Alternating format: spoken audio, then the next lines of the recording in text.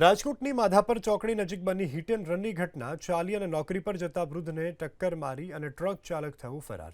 સવારે 9 વાગ્યે security guard તરીકે ફરજ બજાવતા પ્રકાશભાઈ બરાડિયા નામના વૃદ્ધ ચાલીને નોકરી પર જતા હતા ત્યારે જ માધાપર ચોકડી પાસે પૂરપાટ ઝડપે દોડતા ટ્રક ચાલકે વૃદ્ધને અડફેટે લીધા।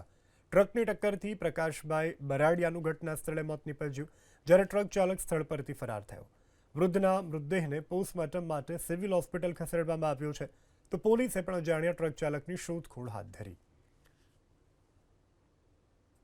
સવારે મને સિવિલમાંથી ફોન આવ્યો 108માંથી કે તમારા ભાઈને આ રીતના થઈ ગયું છે અને દાખલ કર્યા છે। તમે દવાખાને આવ્યા પછી અમને જાણ થઈ કે આ રીતના ખટારાવાળો કે ઉલારતો ગયો માધાપર ચોકડી પાસે, પછી અહીંયા ભાઈને દાખલ કર્યા છે। ત્યાર પછી એનું 50 વર્ષ ઉંમરેથી સિક્યુરિટી ગાર્ડમાં જતા હતા માધાપર ચોકડી આ બનાવ બન્યો છે। ચાલીને જતા હતા, એની પાસે બાઇક છે નહીં, ચલાવતા છે નહીં। ના, એ કંઈક જાણકાર નથી અમને શું હતું સામે।